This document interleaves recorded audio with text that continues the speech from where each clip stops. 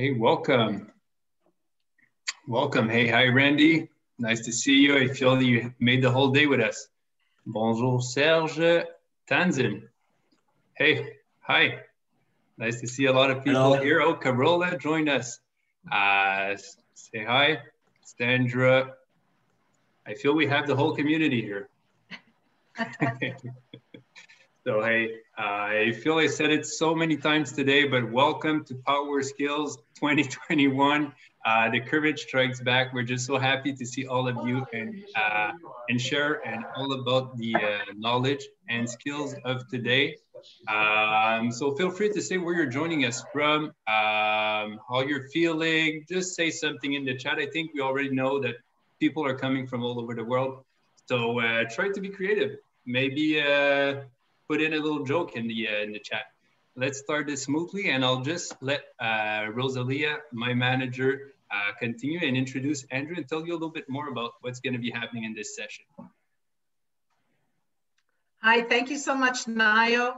And thank you everyone for being here. As Nayo said, this is day 2 of PowerSkills. It's so nice to see familiar faces, and we've certainly seen some of you in other sessions. Welcome back. And if this is your first session, welcome. We're excited for this, this workshop coming up, and it may extend to 30 minutes depending on your engagement, but having met Dr. Andrew Churchill actually just before the session, I have a feeling you will be engaged and we will be staying on longer than the 30 minutes. So let me take no more time and just introduce Dr. Andrew Churchill. I do want to say that he will be taking questions at the end. So while you're able to certainly include them in the chat at any time, he will only be taking them after his presentation. And please put yourself on mute if you are not speaking. So without further ado, I'd like to introduce Dr. Andrew Churchill. He actually started a business during COVID, and the website became active during this interesting time. It's called Home Communications, and he runs it with his wife. So that also must be interesting. He has experience in communications and certainly online and in digital communications and in advertising. And now he spends time telling people or helping people, guiding them through how to present online. And that certainly is timely. He has a PhD and an MBA, and he says that he's able to use his research background and apply it to business. So he's got a lot of skills, and he's going to come at this through a lot of different angles. We're certainly excited to have him with us tonight. Everyone, please give a warm welcome to Dr. Andrew Churchill. Oh my gosh, that's so much fun to have a introduction again. It almost feels like we're live in person instead of online. But as Rosalia said, thank you very much. I'm going to be talking about being online. And I want to start by telling you a little bit about my story. And that'll, I think, help you understand the path that I've been down. I started teaching in probably 2007, 2008. I taught a couple of undergraduate classes while I was getting my PhD. And then in 2010, I first taught my first graduate student class. And after teaching, this is the course evaluation that I got. Needless to say, this is how I felt. It was not a happy moment. Luckily, it was in the Faculty of Education, and the dean at the time of the Faculty of Education believed people could learn, which was good for me because I needed to do some learning and quick. And there's a happy ending to this story. I started working a lot with graduate students, and I actually started doing presentation coaching in 2013, 2014. And ironically enough, it was the presentation coaching work that ended up with me being the recipient of the McGill Outstanding Teaching Award in 2015. So that part of the story was pretty good. And then the presentation work continued to grow.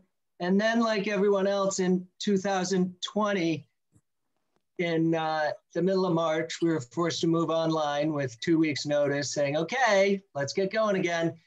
And that guy came back. So here we were again going, oh boy, what are we gonna do? And really had to start rethinking things. And that's gonna be what I wanna talk about tonight. I wanna talk about being online. Before I do that, I want to share two things that I think are critical about content and presenting that don't really matter online or offline, but I kind of feel I'd be remiss to just talking about presenting online and not talking about these two things. So the first one is, first of all, I work a lot with researchers, so you'll see a lot of researchers in my slides. And I work with people who, but it doesn't matter if you're in research or not. What matters is you have an area of expertise that you're presenting about. And that area of expertise, you spend your time thinking about and living and being in, right? That area of expertise is in your DNA. But guess what? It's not in anyone else's DNA. You own that. And if you start your presentation in that area, no one's going to be able to understand what you're talking about. What you need to do is you need to go out and join them where they are. So good presentations, that's one of the things they do, is they reach out to their audience and they speak to the audience where they are, and then they bring them into where they are. Okay, so that's one thing that I think is important for people to think about. The other thing that's important for people to think about, I think, is this concept of kind of presenting with a purpose. And when I think about presenting with a purpose, I think about, okay, what do I want to have happen as I sit there and kind of gaze into the future? What does that look like?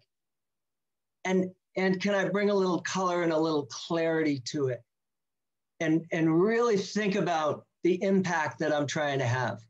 Really think about, what do I want people to do after I'm done presenting? And then try and get out of the way, right? Then try and kind of recede into the background. So one of the things that good presentations do, I think, is offer that to their audience, right? They offer something for the audience that can be different from having listened. So I'm hoping that I'm able to do that with you tonight. I appreciate you spending time, and let's get going. So back to 2020. What does the online world look like? And the first thing we have to do is understand the medium change. So now we've gone from a three-dimensional person in person, right? 3D, breathing, living, you can see me, to a collection of two-dimensional pixels in the corner of the screen. So we've gone from something like this, where we were in person, to something like this, where now we're just this little person in the corner of the screen, right? That's probably about what I look like now. I may be next to the slides. I may be in the corner. It depends a little bit on your setup. But this is what we need to think about and overcome. What do we do when we're no longer able to hold center stage? Now our visuals, if we're using visuals, and I'm going to talk about using visuals tonight, our visuals are really center stage, right? And one of the things we need to remember is when we're presenting in person, we're dynamic. We create a dynamic presence if we're good at it. So one of the things we have to do is make our visuals dynamic. So I want to start there. I'm just going to have 5 tips for you tonight. Be easy to remember. So the first one's activate the visuals. How do we do that? It's pretty easy in PowerPoint. You can also do it in other software, okay? We can animate things, so we bring things in one at a time like this. We can morph things, which is a type of annotation, but it's a little easier. And then we can annotate, which is going to be marking up with a pen. So animation is, what does that allow us to do? It allows for real-time scaffolding. So as I talk about something, I can build it, right? And what does that do? That prevents you from reading ahead. If I populated this whole slide, some of you would be reading 3 over instead of staying with me. And it decreases the feeling of being overwhelmed. It also keeps that visual stimulus active. So rather than maybe opening your email, things are happening on your screen, right? We want to keep the visual stimulus active. Morphing is the shifting of focus. That's what I just did there. It allows you to expand. It decreases transitions. I can fit a lot more on a slide because I can kind of move around to different places on the slide. It's really easy to do. I'm actually going to show you how to do that. And then annotation, we can circle something. It increases engagement, right? Or it decreases the video feel of something. So we can underproduce our PowerPoint and then we can mark it up as we go. We might decide to mark it up. I've actually marked things up ahead of time for this, but lots of times I do it live in person. I've done it ahead of time because it's a little faster and we don't have a lot of time tonight, right? This is how you get to this morphing space. So what you do is you copy and paste one slide, and then you change the size and shape and positioning of things. And then on the second slide, you go to transitions, and then you go to morph, and then you play around with the timing. So these 3 slides you see here seamlessly move from one to the next through that morphing function. If you have a PowerPoint version that is earlier than 2018, you have to update it. Sorry, gotta buy a new one.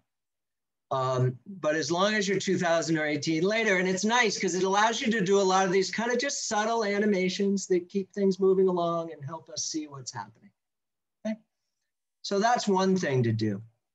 There's some other things I think you should do before you start. There's some setup considerations, okay? So one of them is don't do this. This is not a good look, right? There are a couple things wrong with this look. I'll at least get it out of there. So we'll talk about it, but not look at it. So we want to see your face. That's the only body language we get is your face. So light it.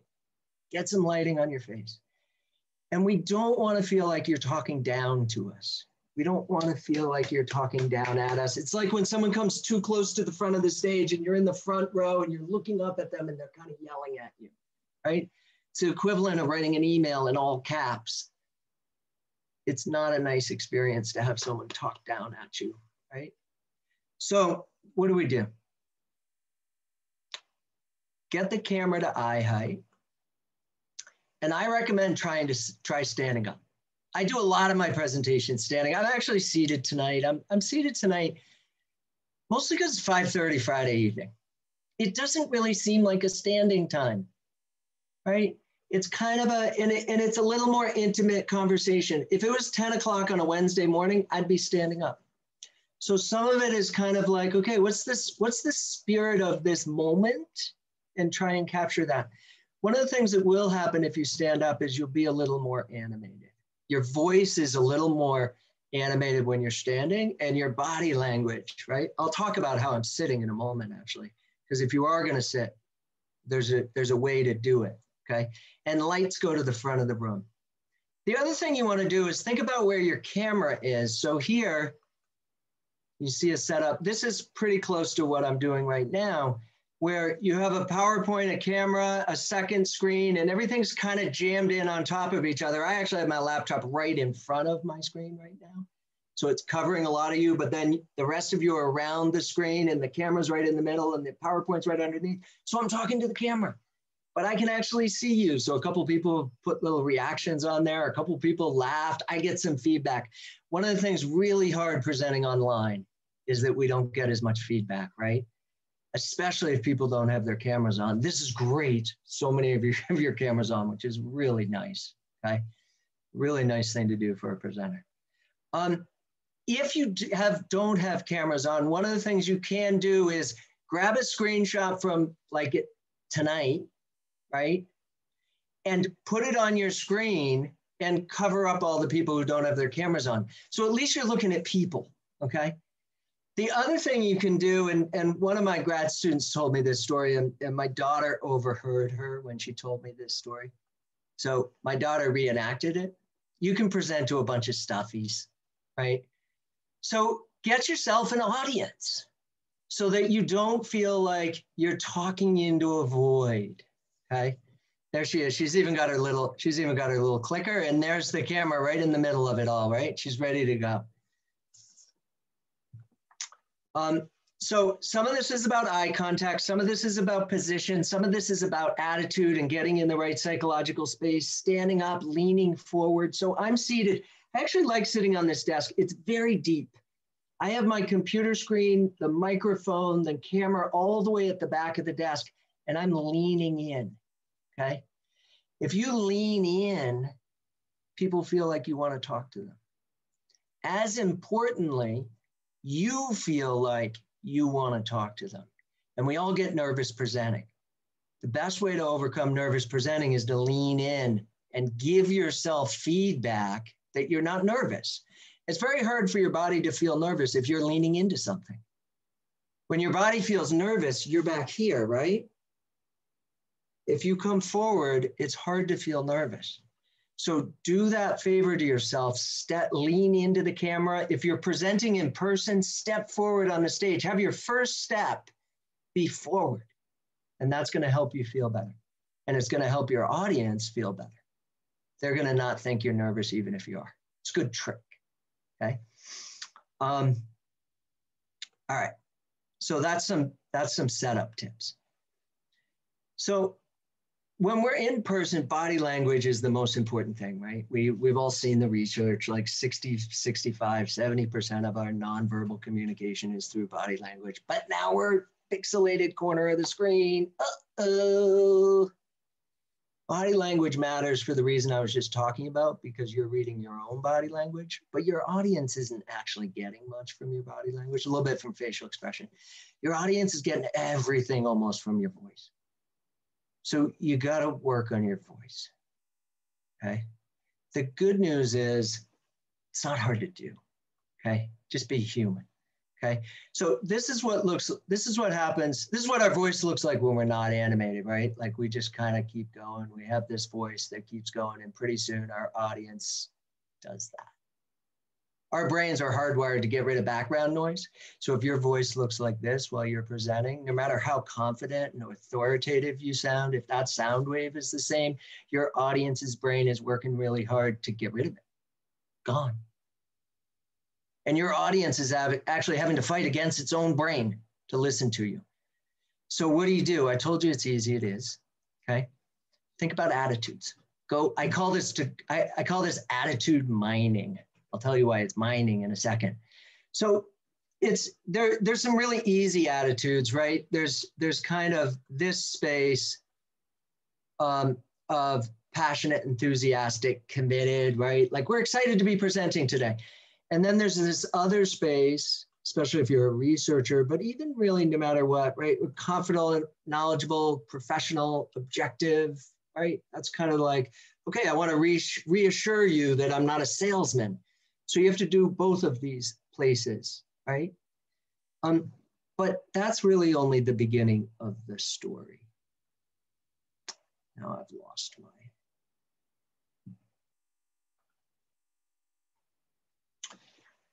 There's so many other places you could go. You could be sad. You could be driven, right? Driven's different than enthusiastic. You could be curious about something. You could be thoughtful. We like people who are thoughtful. You could be practical. You could be careful. You could be humble. You could be earnest. You could be decisive about something. And all those things are going to carry slightly different tones. If you don't like those things, here are a bunch more. And if they're not enough there for you, here are a bunch more, okay? So what I want you to do is remember this slide, look at your talk, figure out different places in your talk where, like the different pieces of your talk, and figure out how you feel. It's that easy. Don't try to be an actor. Don't be strategic. Don't be like, oh, I should be sincere here. I really mean what I'm telling you now, right? Don't try and do that. We're not actors. If we were actors, we'd be living in Hollywood and making a lot more money, okay? So just go be authentic. Figure out how you feel about your stuff and let that come through. And if you let that come through, your voice is not going to be doing this, because your voice is going to go different places, because that's what our voice does. Our pace and our volume and our tone move when our attitude shifts, okay? So just let it happen. The other thing you need to do is you need to remember pausing and comprehension are linked to each other. When we do a presentation, lots of us memorize the presentation and then we move very quickly through the presentation because we're nervous and we had too much to say and not enough time. And it starts to sound like e-waste has been said to provide opportunities for employment, poverty alleviation, recycling, business developments, and may even bridge the digital divide by contributing to the country's growing demand for digital technology, which is completely incomprehensible. What it needs to sound like is e-waste has been said to provide opportunities for employment, poverty alleviation, recycling, business developments, and it may even bridge the digital divide by contributing to the country's growing demand, right? So there's space in there. So you need to be really careful with memorization. Memorization leads to reading, reading leads to terrible voice, okay? So mastery versus memorization, okay? We know what we want to present, so just figure out the trajectory, figure out the story, and then go for it. We'll talk about going for it in a minute. So we can do that work with our voice. We can also do work with visuals. So one of the interesting things about being online is visuals are actually more powerful, not less powerful, because now the screen's bigger and it's brighter relative to your audience, okay? So use powerful visuals. So here's a talk from last year's surgical innovation competition. It was a doctor that was talking about surgical innovation to get elderly people off of medication, because when you're on too much medication, you're over-medicated, you lose some of your zest for life, right? You're kind of in a haze.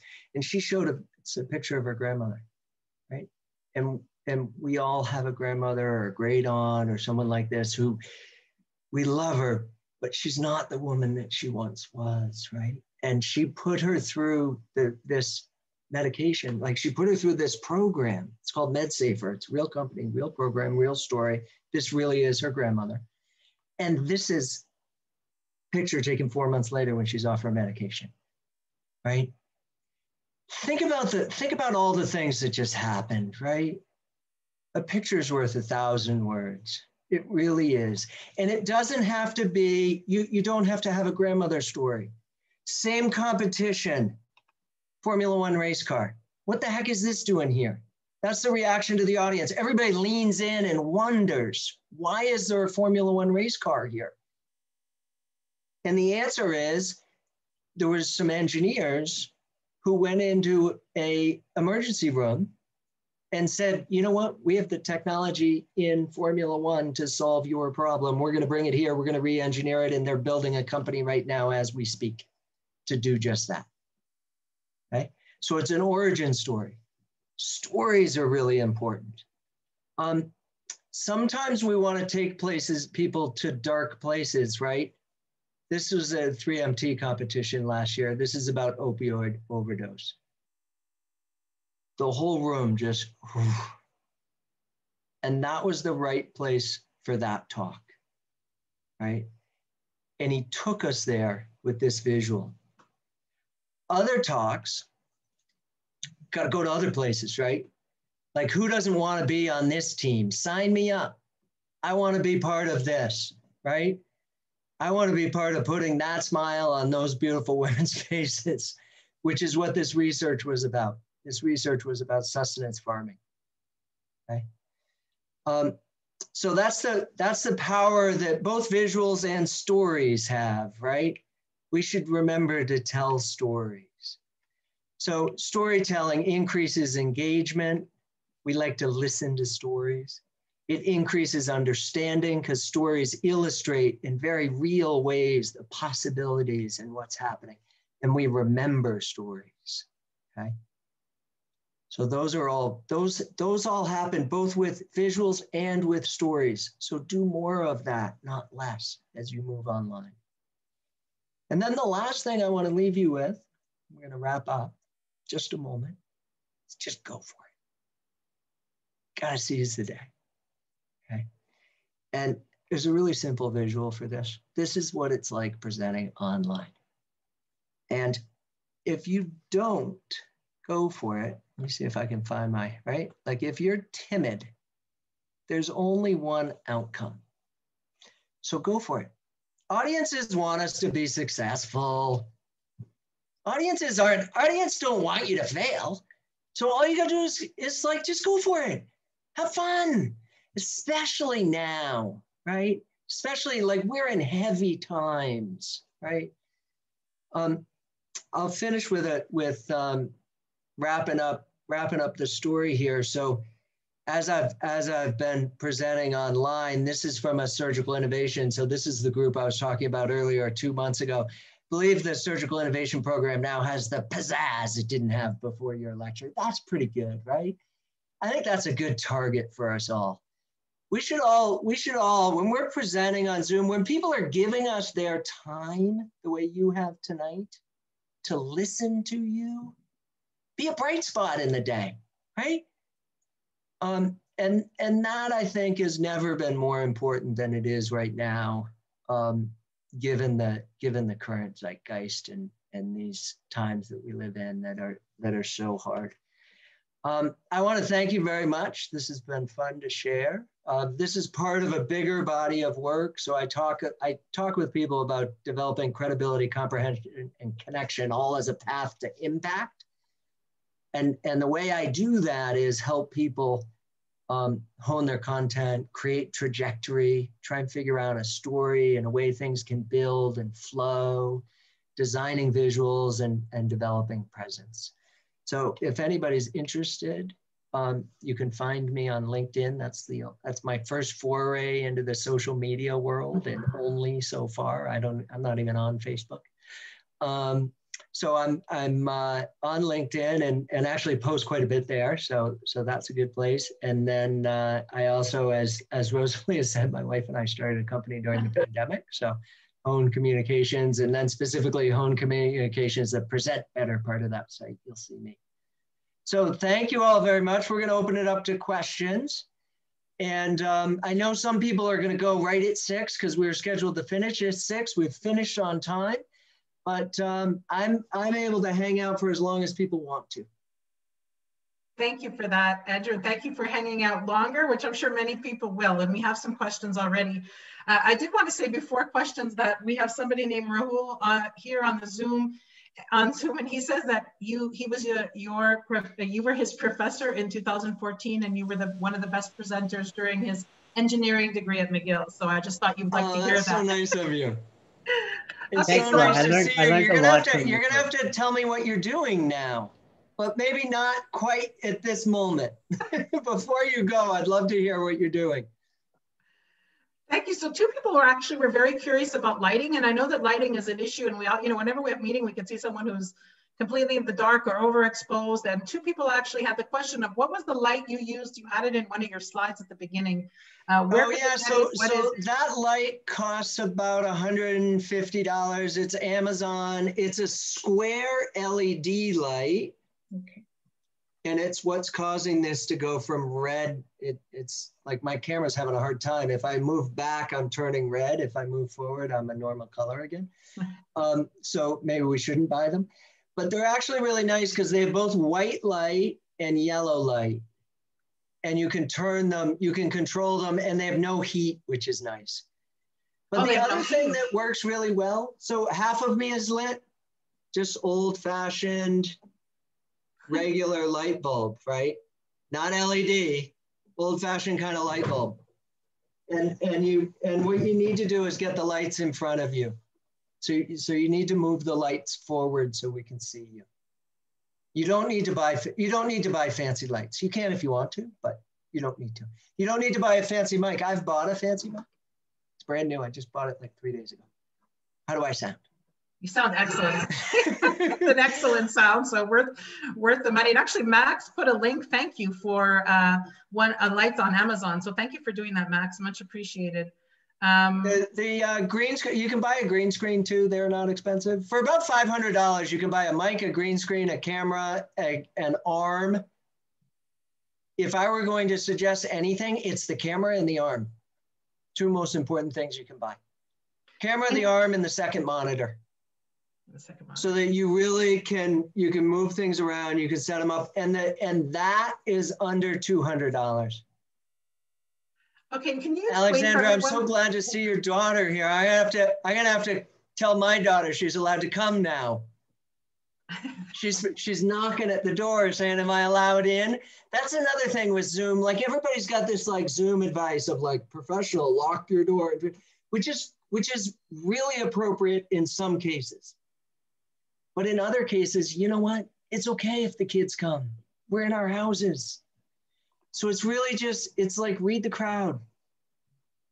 Read the situation. There is no, I did a post on LinkedIn the other day saying, would people please stop talking about Zoom best practices? There's no such thing. And the reason I said that is because Zoom is like email. There used to be email best practices. They disappeared about 10 years ago because now like we use email as a text message when our phone runs out of battery, and we use email to apply for a job. That's the genre, right? So Zoom's being treated as if it's a genre, and it's not. Presenting's different from teaching. I didn't talk about interactive stuff. I can a little bit. The interactive stuff is more about teaching. So things like breakout rooms and polls and chats and that interaction space is more teaching than presenting. I kind of define the presenting space as 10, 20 minutes. Tonight was really pushing the envelope for pure presenting. You all are really good to last for 25 minutes. That's beyond people's normal. There's a reason TED Talks are 17 minutes long. It's because people are done after 17 minutes. So you all were great. Thank you. I appreciate it. Other questions? Yeah, actually just a related thing. So for the green screen, can you explain that? Because we were actually talking about that today. So if you're using backgrounds, for example, what does the green screen do? So the green screen means, the green screen just makes the background. So where'd Rahul go? Rahul, move your hand. See how it's like blurry? That's because he doesn't have a green screen. His computer's trying to separate him from the background. I have a green screen, so my hand's not blurry. This is actually really my office. I'm just not allowed there. Okay. So I took a picture of my office, and I'm using my office as I'm using a green screen because I'm teaching in I'm in a bedroom in my house, right? But I wanted to be in my office still. I feel good. So part of this is like, what makes you feel good? I feel good in my office. So I do it for me as much as for the audience. And you can get a green screen you can get a cheaper one on Amazon. $150 bucks. Comes on a tripod. You can actually get there's a really cool one too that's a pop-up that you sit on. It goes on your chair. And then there's this one has two big poles. It's like it's like, imagine a tripod that's 8 feet tall. And then there's a bar across the top. And then it's just a green, it's the most ridiculous color. I can turn it off. It's a really funny color. I can't turn it off because I can't get to my Zoom screen because I have my PowerPoint in front of me. And if I close that, then. Like the Weather Channel, somebody said. All right. Yes. I'll show you another time. No problem. Thank you. You could go on Amazon. It's complicated to get to the control. I can show you some of this interaction stuff. This stuff's kind of cool. Do we have other questions too? Yeah, we have another question actually. So Great. The Dean of Continuing Studies is here. She wants to know, Carola, she would like to know, how about the idea of death by PowerPoint, and might Prezi be more, well, I guess, interesting visually for the So death by PowerPoint is definitely a thing. We don't want to over PowerPoint the world. But if you look at my PowerPoint, like half of them are pictures, right? So, and it depends what field you're in. Like some fields, like a lot of research, it's like death by PowerPoint, that's fine. But I have stuff that I need to show you. So it's PowerPoint, I think, gets a bad rap because it's often used terribly. PowerPoint used well, I think, can be very effective. I like to think I use it well.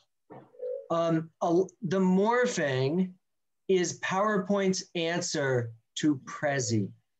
So you didn't used to be able to morph in PowerPoint, and now you can move between slides the way I am here, right?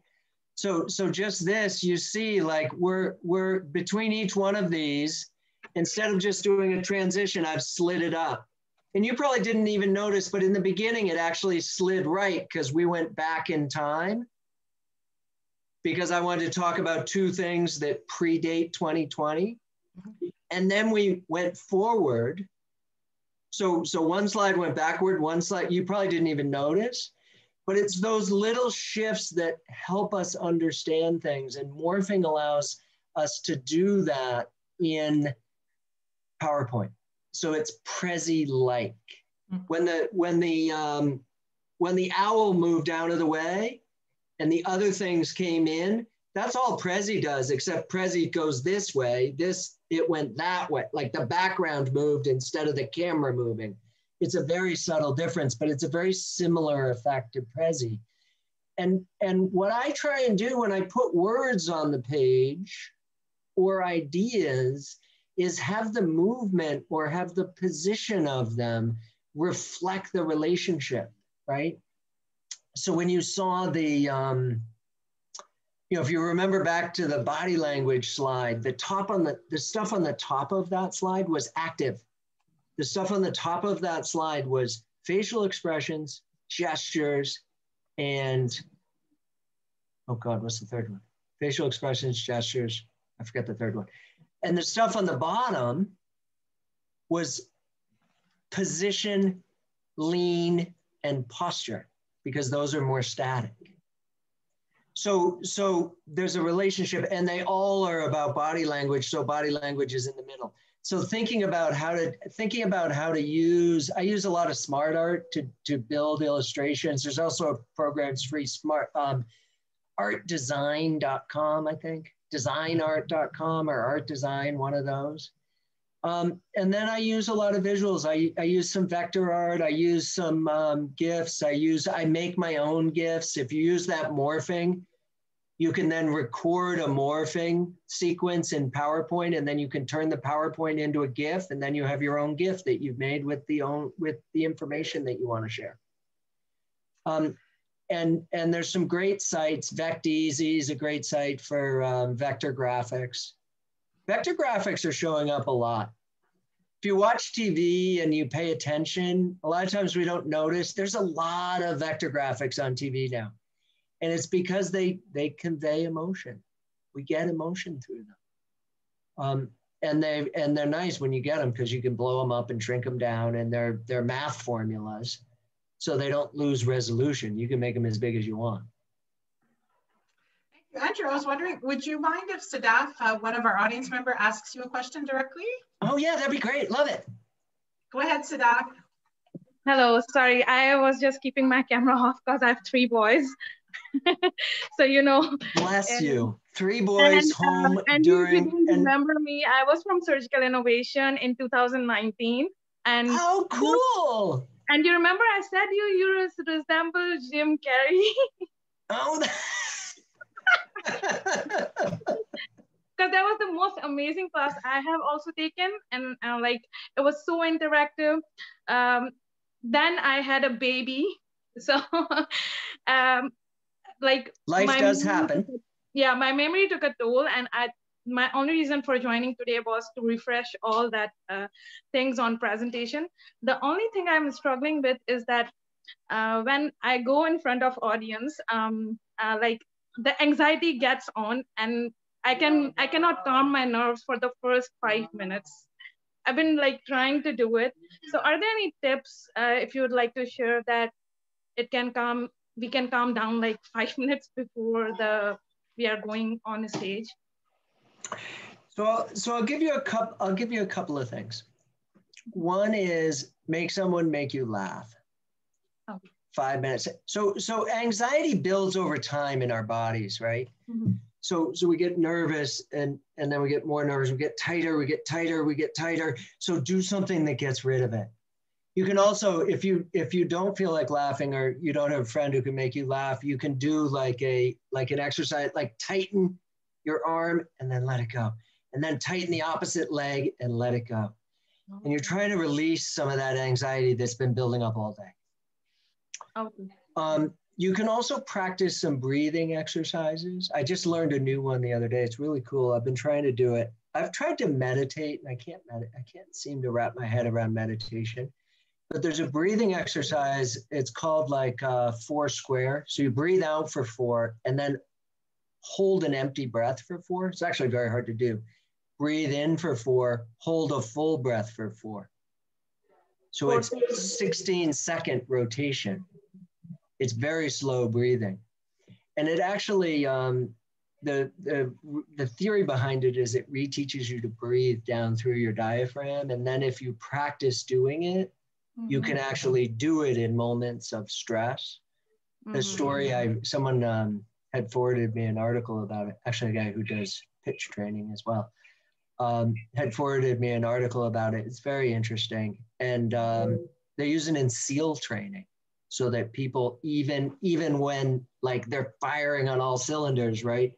They're like, no, we need to calm down now because we're wasting energy, right? So you can do something like that. The other thing you can do, and this is really about that hook space, right? Is think about where you're starting. Most people start with their name and their name of their talk and some background information about the talk, and it's really not very interesting. Not that your name's not interesting, but it's not. And what happens is there's no emotion there. So you're anxious. So you're anxious because there's nothing else. But if you can start someplace that's more interesting, that you actually feel something, it's very difficult for human beings to feel 2 things at the same time. Yeah. So if you can start at a place that you really like, or you can start at a place that's frustrating,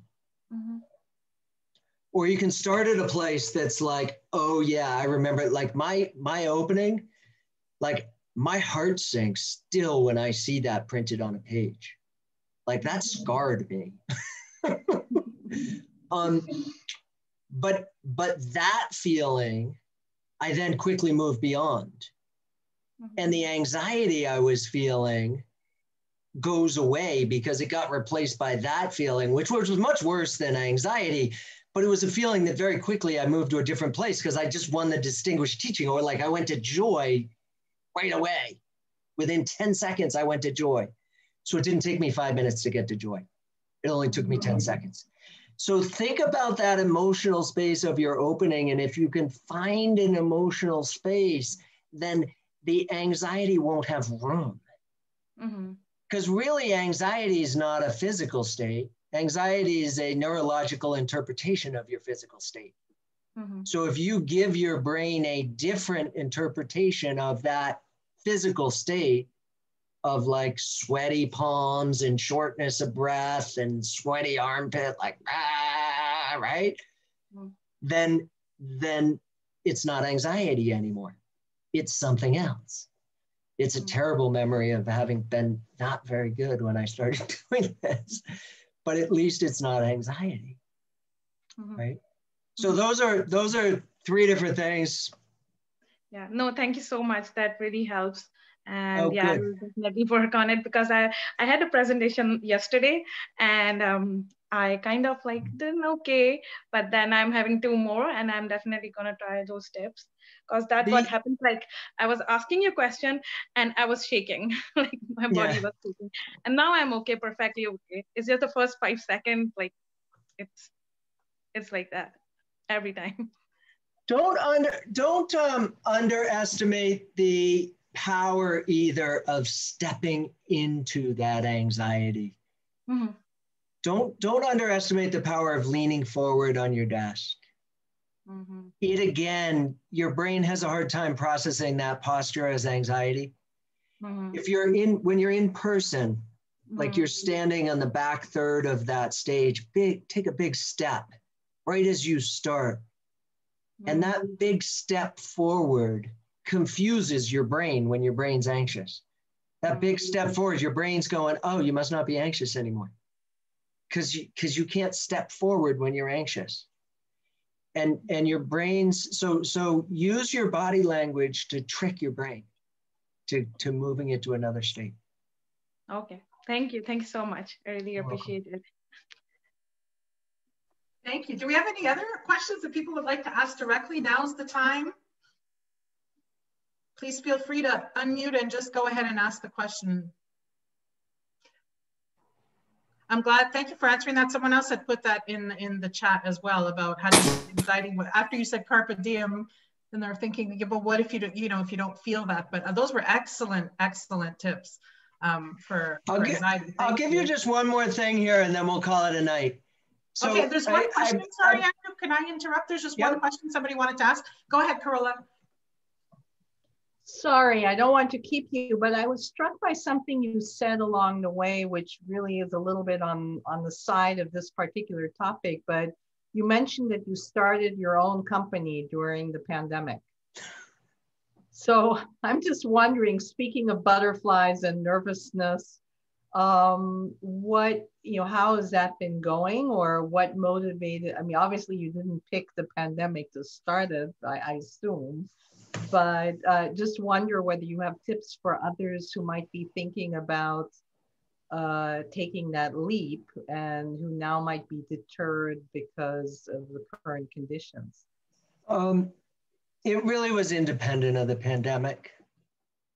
It kind of makes for a nice story, but I don't think the two really, the launching of the website, we had a little time, right? Because there were less distractions. We couldn't go out to dinner with friends. So what do we do in the evening, right?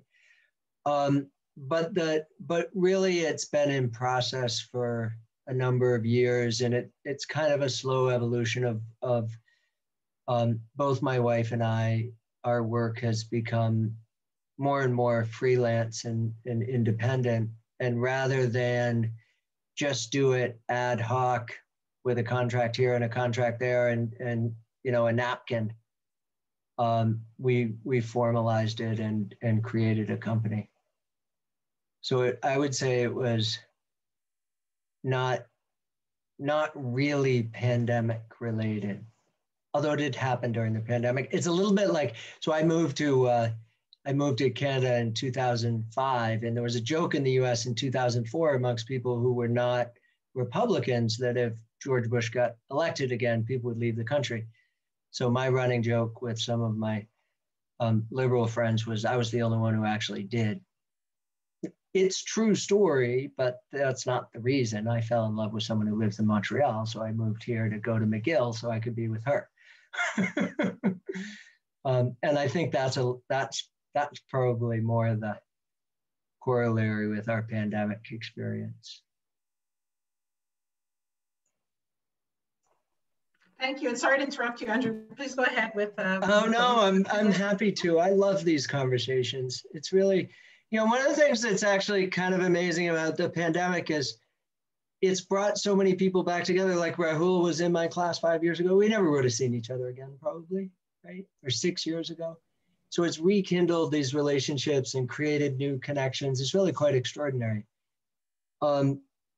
So interaction, so I've been thinking a lot about interaction. Typically we think about interaction as between the audience and the speaker, or between the audience and each other. And I've been thinking about interaction as also between audience and content. So I think this is a really interesting, some people label that as engagement, and maybe that's true. But I think you can actually go beyond engagement and actually have interaction with content. And it's one of the things that I've been trying to do as I'm teaching now. So with all three of these things, polls and chats and breakout rooms are kind of the tech behind them, right?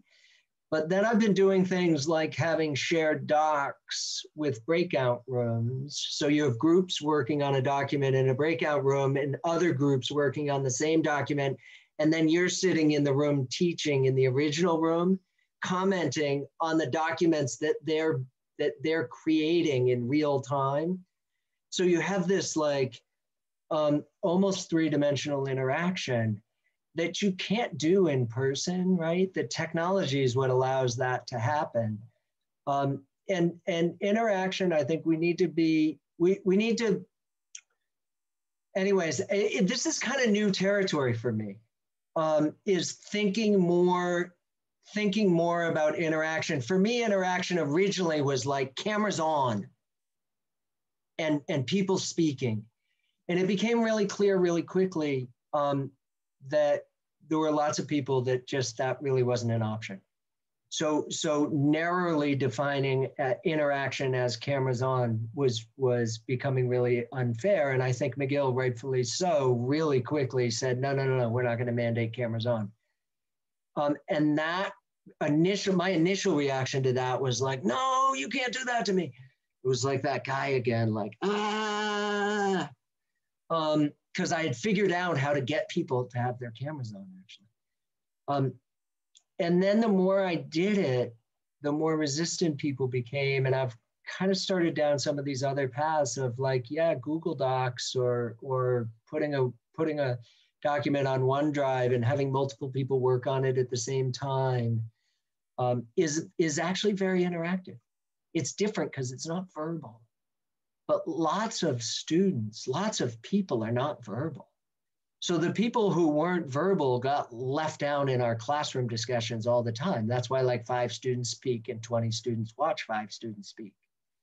And actually, when you bring in nonverbal interaction, suddenly I'm getting a much higher percentage of people participating than I actually would in person in that space. So it's really interesting. I'm having a, it's, as I said, it's new territory. It's just something I'm starting to think more and more about and learn more and more about as we do this. And when we go back to teaching in person, I'm convinced I'm going to work with some of these technologies where you can like do polls on people's cell phones and people can work on shared docs on their cell phones and on their, so we can actually have nonverbal interaction even in person, because a whole bunch of people don't participate in classroom discussions. They just watch. And those people get to join when you think about it differently. So that's some of the stuff I'm thinking about. I also have time just for people to sit and reflect.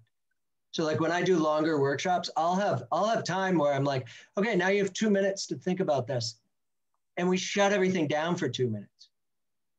There's no interaction, but there's interaction between you and the content because I've given you something to think about. And then we turn everything back on and everybody's gotten a break. People have been interacting, but not with each other. They've been interacting with the content.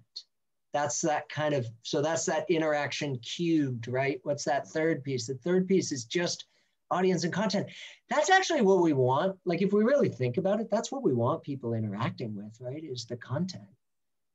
But at least in my experience, nobody had ever, I'm sure other people are thinking about this. I just haven't found them yet. And no one else had said it to me that way before. But I had kind of had this eureka moment of, oh yeah, I actually want people interacting with my content. I don't care if they interact with me. I want them to interact with the ideas. And that's what's informing this kind of new space that I'm starting to explore. Well, thank you so much. You're welcome.